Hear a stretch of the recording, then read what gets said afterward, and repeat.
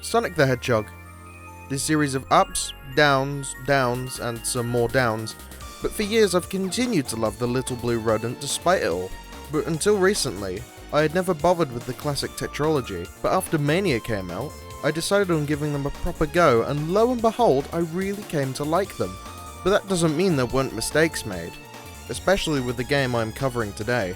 So it's time to analyse the nexus point of the series, Sonic the Hedgehog, its successes, and how it paved the way for the series and its many mistakes. A quick disclaimer before I start. I do want to mention that I am not and never have been a big fan of this game in particular. That won't stop me from giving credit where it's due, because there is genuinely some good stuff here, and it's worth digging into exactly what made this the perfect springboard for the series. Sonic 1 is an interesting case when it comes to 2D platformers, because it came out right at the tail end of the NES era, right as Super Mario started to really refine itself. Its lead developer, Yuji Naka, was a big fan of the original Super Mario Bros. Game, and wanted to create a game based on the feelings of speeding through the first level after having mastered it through so many replays. This eventually led to the creation of Sonic the Hedgehog, and the game he would debut in. What's interesting to me about this game isn't Sonic's attitude or remarkable visual aesthetic, but how the game fundamentally upended the traditional 2D Mario formula in both its controls and level design. Sonic has an extremely simple control scheme: jump, move, and crouch. No run button like in Mario's adventures. Instead, Sonic would slowly gain speed as he travelled, starting from a gentle jog to eventually capping out with a speedy run. And pressing down on the D-pad would make Sonic crouch or roll into a ball if done while moving. Sonic's jump would also force him into a ball state in mid-air, which is important as Sonic is usually quite vulnerable, but being in a ball state means he would now defeat most enemies from any angle. And crucially, the surface Sonic was standing on would also influence not only his jump trajectory, but how fast he could accelerate on the ground. This was huge for a number of reasons. It meant that Sonic was now much more mobile than Mario ever was, and more importantly, it allowed him to navigate areas normally unreachable by abusing the way a slope would change how high and far his jump would send him. It also meant that the game's level design would have to break from Mario's conventional design in order to account for this greater movement that was now possible. These two aspects were important because it would help realise Yuji Naka's vision of a game all about speedrunning through stages, learning where to go for the most speed, and perfecting a run through a stage. And you know what's fantastic? Sonic the Hedgehog's first two levels accomplishes Naka's goals without even breaking a sweat. Green Hill Zone is a masterpiece. I'm not sure there's a single person who doesn't know this, but why is it so good?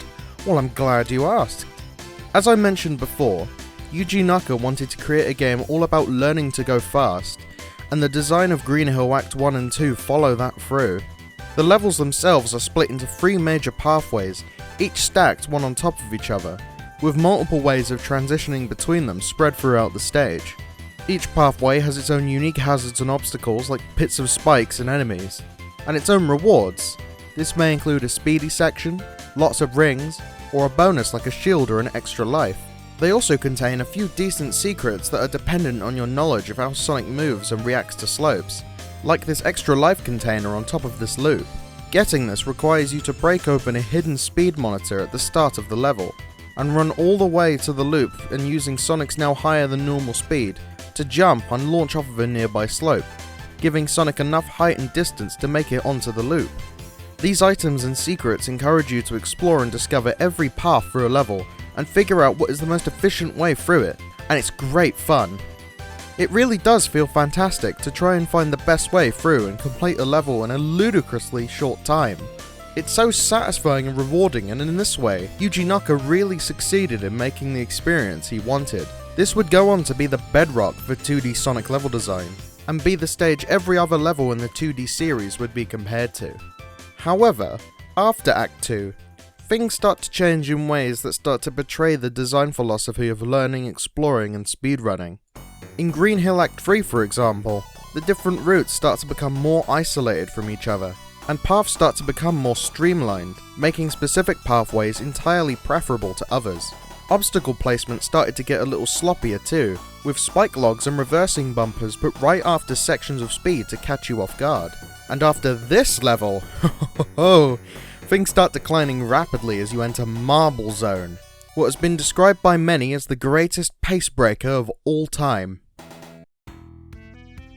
Marble Zone is an enigma, a design misfire so extraordinary you'd think it was from another game entirely. In a game with such a focus on speedrunning and exploration, why was this done this way? My guess is it was done in an attempt to pace out the experience, add a low moment for every high. And while that's all well and good on paper, it completely misses the point of the design of the entire first level. Green Hill Zone wasn't all speed. It wanted you to break the pace yourself by exploring and finding preferable routes. But for some ungodly reason, the designers decided to create a stage specifically about intentionally slowing down the player to an absolute crawl. There are many problems in this stage comparing it to Green Hill. First off, speedrunning this stage is an absolute nightmare. There are speed traps absolutely everywhere, with sections like this lava block ride where you just have to wait for it to do its thing before carrying on, or this pushable block, or this rising platform that is timed to make you wait every time you get here. This wouldn't be that bad too if it wasn't for the sudden emphasis on precision platforming. Sonic's controls and movement are done in a way more suited to navigating large spaces, so suddenly throwing it into a more precision platforming heavy stage means the controls for Sonic fall flat on their face. To make matters worse, the exploration championed by Green Hill also vanishes. No more exploring to find the fastest way forward, now it's all one path, with barely any opportunity to branch off. Again, this wouldn't be a problem if it wasn't for the fact that there are barely any ways around these waiting sections. It's a straight shot to the end, and even worse, this goes on for 3 agonizing acts. So after all of this carefully considered design meant to encourage speedy play, it's all stripped away for the sake of slowing the player down, and it really sucks. And this continues throughout the game. Every explorable speedy level is matched by one so monumentally unfun it threatens to bring the whole game down with it.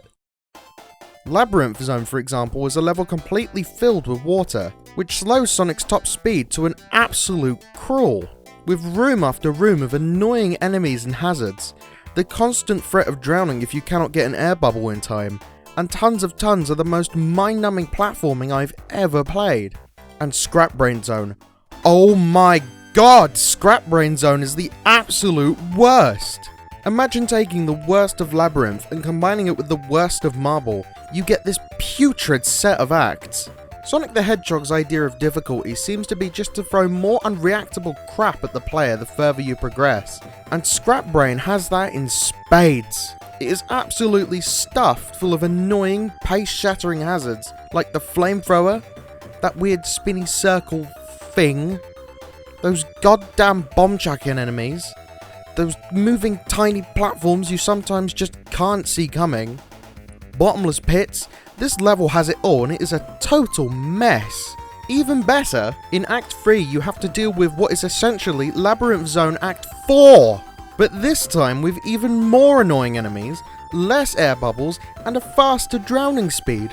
Why? This game is hell-bent on forcing you to savour your precious lives just to make it to the end, let alone speed through any of it. And sadly, even in Mario's hardest levels, good timing and a bit of bravery meant you could just speed past its hardest challenges, ironically doing a better job than the game that had that design goal from the start. Sonic 1 isn't just one good level. Spring Yard Zone and Starlight Zone are fine enough.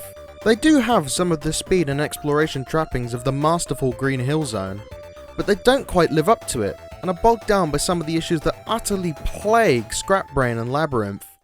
But in the end, Sonic 1, despite its many shortcomings, did set a strong foundation for future games to improve on.